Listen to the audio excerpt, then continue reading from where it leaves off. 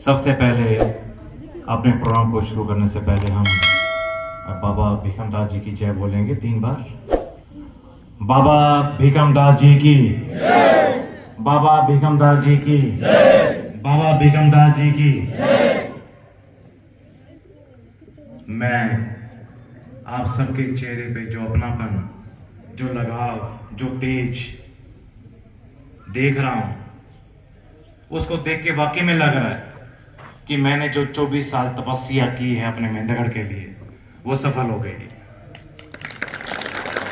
यहां जितने भी उपस्थित मेरे प्रभुजन हैं, माताएं बहनें हैं, उन सभी को मेरा सादा नमस्कार और नौजवानों को मेरा बहुत बहुत प्यार। मुझे कल की बातें लग रही हैं। 16 जनवरी 2002 को जब मैंने एसडीएम के पद पे यहां पे ग्रहण किया, एक भी व्यक्ति उस टाइम दफ्तर में नहीं आता था जी, एक भी व्यक्ति। मुझे पहले दिन शाम तक समझ नहीं आया कि कोई भी नहीं आ रहा दफ्तर में। मैंने पूछा अपने स्टाफ वालों से, कोई भी नहीं आ रहा यहाँ पे, तो कहना जी यहाँ तो कोई आता ही नहीं एसडीएम ऑफिस में। तो मैं क्यों नहीं आता, क्या कारण है? तो जब मेन गेट खोल के देखा तो कारण तो वहां खड़ा था। पूरा बड़ा पोस्टर लगा रखा था ऑफिस के सामने, उस पर लिखा हुआ था बिना आज्ञा अंदर आना मना है। आप बताओ कौन आएगा? फिर सबके दिल में डर महसूस होता है। फटाफट वो बोर्ड हटा के हमने लिखवाया, कृपया मुझसे मिलके जाएं। एक व्यक्ति आए, 2, 3, एक समय ऐसा आ गया था मुझे ऑफिस की बीच की दीवार तोड़वा के बड़ी करवानी पड़ी, लेकिन उसमें भी ज्यादा लोग नहीं आ पाए, 70-80। फिर ऐसे जैसे हम ओपन में बैठ रहे हैं, खुले में, मुझे एसडीएम दफ्तर के बाहर बैठना पड़ता था। डेली 300, 400, 500 आदमियों को हम डील करते थे। जो भी मेरे दफ्तर में आया, सबको मैंने अपने माँ बाप की तरह माना, अपने भाई बहन की तरह माना, सबको मान सम्मान दिया। मुझे अभी सैनिक सभा में हम गए थे पिछले दिनों, तो एक सैनिक बंधु मुझे बताने लग गए कि जी हमारे घर के पास से गंदा नाला बह रहा था, किसी ने बताया बहुत अच्छा एसडीएम आया हुआ है, हम हिम्मत करके आए आपके पास। तो वहां आते ही पहले तो चाय बिस्कुट आई, हमने कहा भी एसडीएम तो अच्छा है जो चाय बिस्कुट खिला रहा है। और जैसे हमने अपनी प्रॉब्लम बताई, अपनी समस्या बताई, वो कहते इतना अच्छा लगा हमें कि अगले दिन ही आपने ऑर्डर कर दिया और हमारा नाला बनना शुरू हो गया। देखिए, बोलने से नहीं होता, करने से होता है। अब कई लोग बोलते रहते हैं ये कर देंगे वो कर देंगे, वो करते नहीं तो विश्वास उठ जाता है। हमने विश्वास बनाने के लिए, विश्वास जमाने के लिए आपके सामने तपस्या करके दिखाई है लगातार 2002 से, और देख लीजिए 2024 आ गया लगभग। पूरे 22-23 साल से लगातार हम सेवा कर रहे हैं अपने मेहंदगढ़ के हर वासी की। इतने काम हुए उस टाइम, अपने कुरावटा में भी हम आए लगातार अपने टीम्स को लेके, और हर गांव में गए हम, जगह जगह कैंप्स लगाए हमने। उस समय ऐसा समय आ गया था कि ग्रामवासी और शहरवासी बोलने लगे थे कि जी सर कोई काम नहीं बाकी बचा हुआ। रिवाड़ी रहा, मैं छोटा सा उदाहरण देना चाहूंगा आपको रिवाड़ी का। मैं रिवाड़ी जब जीएम रोडवेज था, तो मैं जब पुल के ऊपर चढ़ा शाम के टाइम 8 बजे के आसपास, तो वहां काफी लोग बैठे हुए थे। मैंने पूछा कि यहां कैसे बैठे हैं, गाड़ी रोके पूछा मैंने। कहता सर यहाँ पे ट्रेन तो है रिवाड़ी तक, लेकिन रिवाड़ी से आगे तक मेहंदगढ़ तक बस नहीं है। तो आपको जान के खुशी होगी कि जो बस हमने 10 साल पहले चलाई थी 9 बजे वाली, वो आज भी चल रही है। दूसरों की तकलीफों को खुद की तकलीफ मानना पड़ता है जब आदमी काम कर सकता, ऐसे काम नहीं कर सकता। 2010 में कुछ बदमाशों ने कुछ लोगों की शह के ऊपर अपने मेहंदगढ़ के गरीब खोखों को 6 खोखों को आग लगा दी थी। सारे दुकानदार भाइयों ने पूरी मार्केट बंद कर दी और सब मेरे पास पहुंचे कि सर ये तो बड़ा गदर मच गया, यहां तो आग लगा दी, हमारी दुकानें जल गई, हमारे खोखे क्या करें। हमने उनके एक ही बात कही, ये दुकान बंद करने का समय नहीं है, ये दुकान खोलने का समय है। मैं तुम्हारे साथ चलता हूं, मैं पैदल खुद दुकानदार भाइयों के साथ उस जगह पे गया और 2 रात खड़े होके मैं खुद खड़ा हुआ 2 रात, ताकि बदमाश उनको तंग ना कर सकें। और 2 रात के अंदर अंदर जो खोखे रखे हुए थे उनको हमने 6 के 6 खोखों को पक्की दुकानों में शिफ्ट करके दुकानदार भाइयों को शिफ्ट करवा दिया। आज के दिन वो सारी दुकानें करोड़ों रुपए की हो रही है। सोच के देखिए, अगर उस टाइम मैं भी कोई एक्शन ना लेता तो उनके दिल और दिमाग पे क्या गुजरती। वो सोचते कि मदद करने वाला कोई अफसर नहीं होता, सब एक जैसे। मुझे मालूम था कि 1 हफ्ते के अंदर अंदर मेरी ट्रांसफर हो जाएगी, क्योंकि पॉलिटिकल मामला था। लेकिन मैंने परवाह नहीं की। मैंने परवाह की उन दुकानदार भाइयों के परिवारों की, कि उनका परिवार ना उजड़ जाए, उनका घर बार ना उजड़ जाए। आज उन दुकानों पे मैं जब गुजरता हूं बाहर से भी, तो उनकी आंखों में आंसू आ जाते हैं, खुशी के आंसू, कि ये वही साहब हैं जिन्होंने हमारी दुकानें बनवाई थी। तो तपस्या करनी पड़ती है जी, दीवे की तरह खुद को जलाना पड़ता है।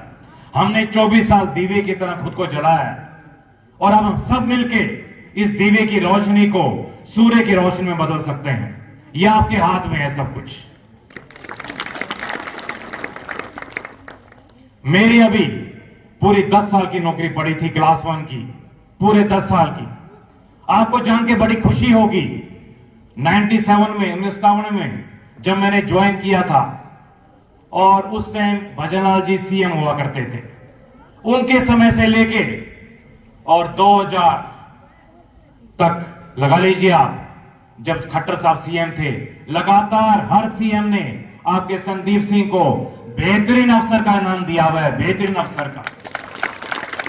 और जिस अफसर को बेहतरीन अफसर का नाम दिया हो और वो नौकरी छोड़ के आपकी सेवा करना चाहता हो, तो ये हम सब का एक नैतिक फर्ज बनता है।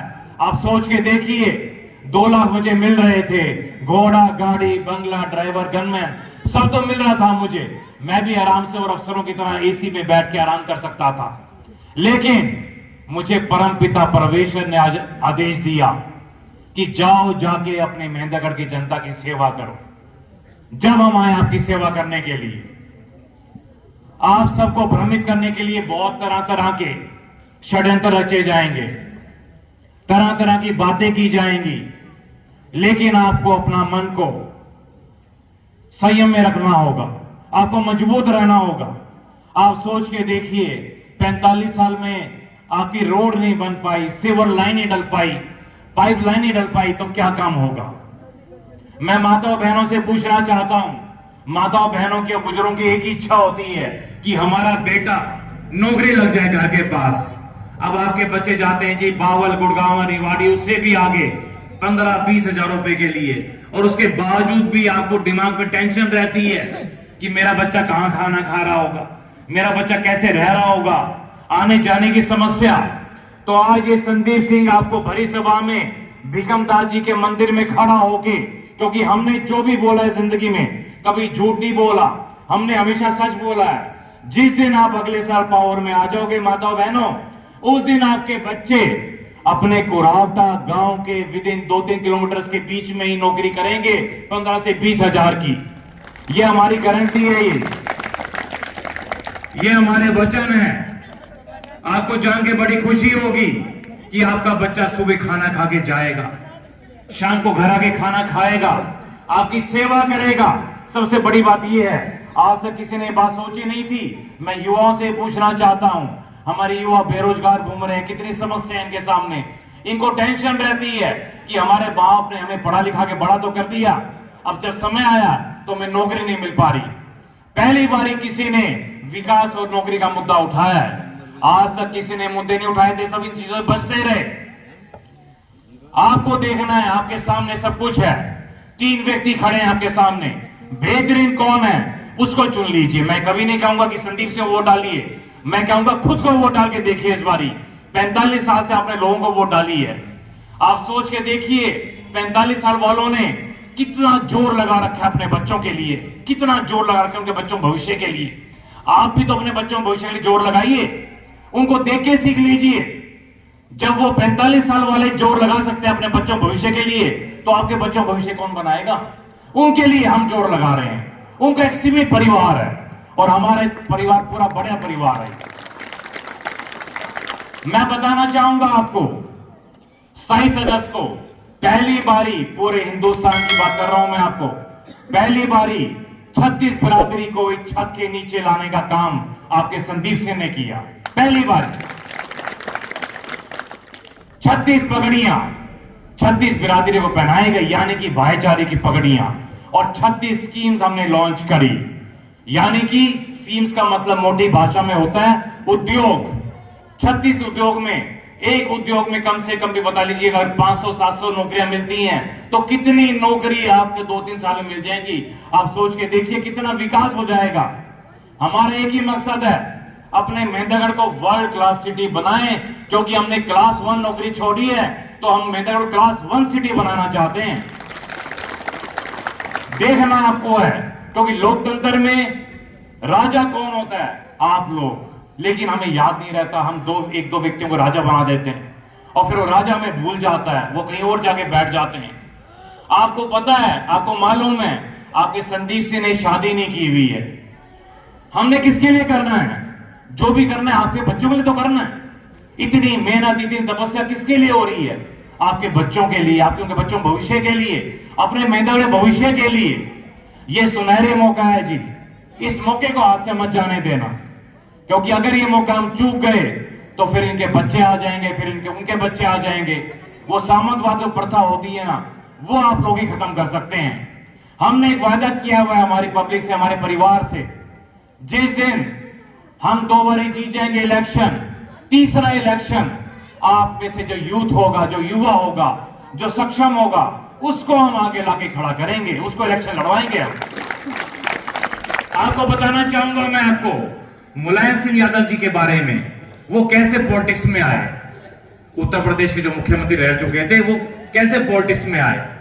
वो कहीं कुश्ती कर रहे थे तो वहीं के एमएलए वो कुश्ती देखने के लिए आए हुए थे, तो उन्होंने कहा मुझे तो बहुत साल हो गए भाई, ये लड़का अच्छा है, क्यों ना इस लड़के को हम एमएलए बना दें। उन्होंने पूछा मुलायम सिंह जी से कि भाई बेटे तुम एमएलए बनना चाहोगे? वो तो सीधे साधे गांव के भोले भाले आदमी थे, कैसे एमएलए? कहते हाँ एमएलए बनाएंगे तुम्हारे को, और देख लीजिए कहां से कहां पहुंच गए। तो हम अपने मेहंदगढ़ को बहुत आगे पहुंचाना चाहते हैं, लेकिन अकेला संदीप सिंह कुछ नहीं कर सकता। सब कुछ आपको करना पड़ेगा, मेहनत आपको करनी पड़ेगी। देखिए कृष्ण जी ने भी अर्जुन को रास्ता दिखाया था, उन्होंने मजबूर नहीं किया था।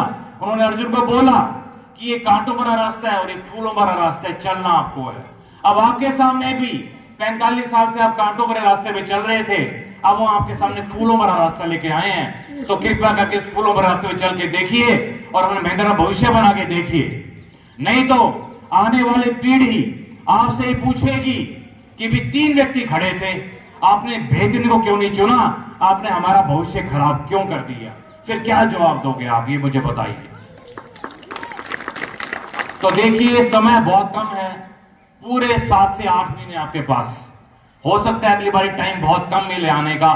मैं ये कहना चाहूंगा, स्वयं को संदीप सिंह समझ के आप मेहनत करना शुरू कर दीजिए। मैं 15 घंटे मेहनत करता हूं कम से कम, तो आपका सबका फर्ज बनता है, आपका नैतिक कर्तव्य बनता है कि 2 से 3 घंटे मेहनत आप भी करें। यह आप सबका फर्ज बनता है।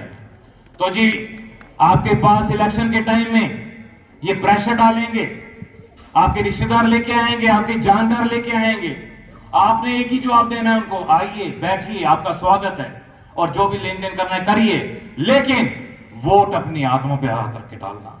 जिस टाइम बटन दबाने जाओ तो एक ही बात सोचना, क्या ये बटन सच्चाई पे दब रहा है, क्या ये बटन ईमानदारी पे दब रहा है, क्या ये बटन विकास पे दब रहा है, क्या ये बटन हमारे बच्चों के भविष्य पे दब रहा है। आपकी उंगली अपने आप सही जगह जाएगी। पिछले इलेक्शन में इन्होंने मुझे बहुत गालियां निकाली, बहुत बड़ा बुरा कहा उन्होंने मुझे, अब भी निकाल रहे हैं।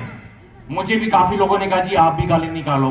मैं कहा नहीं, हमारे संस्कार नहीं सिखाते, इनको निकालने दो, हम अपने हिसाब से चलेंगे, हम सच्चाई से चलेंगे, ईमानदारी से चलेंगे।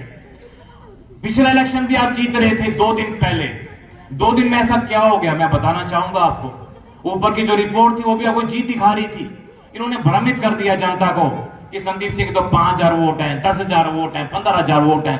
पहले इलेक्शन था, जनता समझ नहीं पाई, और जब देखा कि आपके लगभग 34,000 वोट आए हैं तो हमारे परिवार को बड़ी तकलीफ हुई, हमारी जनता को बड़ी तकलीफ हुई है। क्या कर दिया हमने, अगर थोड़ी सी और मेहनत कर लेते, अगर भ्रमित ना होते, तो आज यहां की सत्ता की बागडोर आपके हाथ में होती।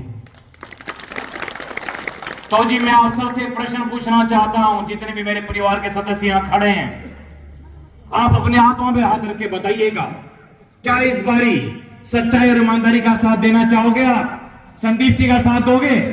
कौन कौन देना चाहता है संदीप सिंह का साथ? मैं देखना चाहता हूं।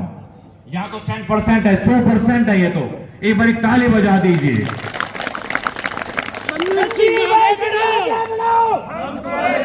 संदीप भाई से आगे बढ़ाओ, भारत माता की जय, भारत माता की जय। मैं देख रहा हूं 1947 में जो आजादी का समय था, जब देश में आजादी आई थी, उस समय भी माताएं, बहनें, नौजवान, बुजुर्ग सब घर से बाहर निकल आए थे और एक ऐसी मुहिम बन गई थी कि देश आजाद होके रहा। इस बारी भी आपकी लड़ाई आजादी की लड़ाई है। कोई 45 साल से मेहनतगढ़ आजाद नहीं हुआ। करप्शन, क्राइम और तरह तरह की बीमारियों से इन्होंने ग्रस्त कर दिया अपने मेहनतगढ़ को। केवल और केवल आप सब लोग मिलके इस मेहनतगढ़ को, अपने मेहनतगढ़ को आजाद करवा सकते हो, केवल आप सब लोग मिलके। मैं देख रहा हूं आपके चेहरे की जो चमक है वो आजादी की चमक है। वो देख रहा हूं मैं, पूरा गांव देखिए ना, मैं देख रहा हूं एक भी परिवार का कोई भी सदस्य नहीं बचा हुआ। पूरा परिवार का परिवार कुरावटा गांव का यहां पे पहुंचा हुआ है। ये कितने फक्र की और कितनी अच्छी बात लग रही है। आप सभी कुरावटा से हो ना जी? एक बार हाथ खड़ा करके बताना। देख लीजिए आप सारे के सारे अपने कुरावटा से हैं। हाँ जी, माताएं, बहनें, बच्चे, नौजवान, बुजुर्ग, सबके सब। ये देखिए, ये आशीर्वाद जो आज भीकम दास जी ने आप सबको और हमें इकट्ठे मिलकर दिया है, ये आशीर्वाद आपको चंडीगढ़ तक ले जाएगा। और ये जो आपने मुझे सम्मान की पगड़ियां पहनाई हैं, ये पगड़ियां चंडीगढ़ उस बड़ी कुर्सी पे सुशोभित करेंगी जो आपको मिलने वाली है चंडीगढ़ में। और मुझे पूरा विश्वास है कि आप खुद नहीं, केवल आपके रिश्तेदार, आपकी जानकारियां, सबको आप बोलोगे कि भी मेहनत करिए और इस बारी हम सबको मेहनत करके हम सबको जीतना है। आप लोग जीतोगे, मेहनतगढ़ जीतेगा, मेहनतगढ़ जीतेगा, हम सब जीतेंगे। हमारी 36 स्कीम्स हैं, समय समय पे आपको हम कैलेंडर बांट भी रहे हैं और लगातार दे भी रहे हैं। आज हम इस पवित्र प्रांगण में खड़े हैं। पहले तो मैं बताना चाहूंगा, 4-5 जो स्कीम्स हमने अपने लेवल पे चला रखी हैं, ध्यान से सुनिएगा। पिछले दिनों लंपी वायरस से काफी गौ माताओं की डेथ हो गई थी, मृत्यु हो गई थी। तो जी कई गौ पालकों ने बोला कि हम आगे से गाय नहीं पालेंगे जी, देसी गाय, हमें बड़ा नुकसान हो गया है। तो वो देखते हुए हमने बोला कि नहीं, आप गाय पालिए। और हमने अपनी पेंशन में से 70,000 मुझे पेंशन मिलती है, 11-11 हजार रुपए हर महीने 5 गौपाल को पेंशन में देते हैं, 11-11 हजार रुपए। और ऐसे ही शहीदों के लिए अपने गांव में भी संदीप जी यहां शहीद हो गए थे, शायद उनके पेरेंट्स भी यहां पे आए होंगे। धनबाद हैं क्या? हाँ जी, हाँ जी, वो खड़े हैं उधर ही। तो जी इनको भी हमने एक पीपल का पेड़ दिया और इनसे हमने वायदा किया कि जल्दी ही 5 बच्चे जो 9वीं क्लास में प्रथम आए उनको 10वीं में हम फ्री शिक्षा देंगे शहीद की तरफ से। और साथ साथ शहीद परिवार को मान सम्मान के तौर पे पहली बारी 51,000 रुपए का लेटर दिया, जो इनको जुलाई में चेक के थ्रू मिल जाएगा, 51,000 रुपए। तो जी तपस्या करनी पड़ती है हर चीज के लिए। हमने आपके लिए तपस्या की है, हमने आपके लिए अपनी जी जान लगाई है। और आज हम भीकम दास जी के मंदिर में खड़े हैं। मैं आपसे वादा करके जा रहा हूं, जिस दिन आप पावर में आ जाओगे तो 51 लाख रुपए की राशि हम इस मंदिर में लगवाएंगे जी, 51 लाख रुपए की राशि। ये मेरा संदीप सिंह का वायदा है ये। और जैसे कि उसके अलावा भी जो कंस्ट्रक्शन का जो भी काम चलेगा, उसमें हम बढ़ चढ़ के इसमें हम सहयोग करेंगे। तो जी आज सब हम इस पवित्र प्रांगण में बैठ के एक कसम लेके जाएंगे कि हम अपना वोट अपने बच्चों भविष्य के लिए डालेंगे, हम अपना वोट सच्चाई को डालेंगे, हम अपना वोट ईमानदारी को डालेंगे। तो जी सभी साथ देंगे?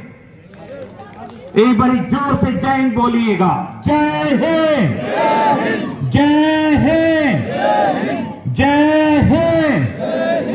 और मैं ये बताना चाहूंगा आपको कि आज इस पवित्र प्रांगण में खड़े होके मैं आपको हर महीने 5 महीने तक 10-10 हजार का चेक दूंगा। 51,000 रुपए मेरी तरफ से भिकमदास जी के मंदिर को, 51,000 रुपए आज हम अनाउंस करके जा रहे हैं।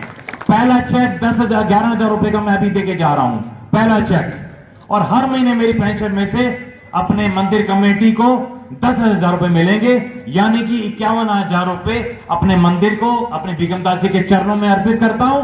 और पावर में आने के बाद 51 लाख रुपए की राशि सबसे पहले अपने मंदिर में चढ़ाई जाएगी। ये सब भिकमदास जी की कृपा है जो हम सब लोग यहां पे इकट्ठे हुए हैं। ये उनका हमारे ऊपर आशीर्वाद है, हम सबके ऊपर। उन्होंने आदेश दिया भिकमदास जी ने कि इस बारी महेंद्रगढ़ आजाद होके रहेगा। इस बारी हमारे जनता ने, हमारे परिवार ने ठान लिया है कि हमें मेहनत करनी है अपने बच्चों भविष्य के लिए। माताएं बहनें सभी साथ देंगे आप? बहुत अच्छी बात है जी, बहुत अच्छी बात है। और बुजुर्ग हुआ, नौजवान साथी ने तो पहले ही बोल दिया सभी ने, कृपा करके अगर चेक कॉपी है तो चेक कॉपी ले आइए जल्दी से। तो मंदिर कमेटी के कुछ सदस्य हैं तो एक बारी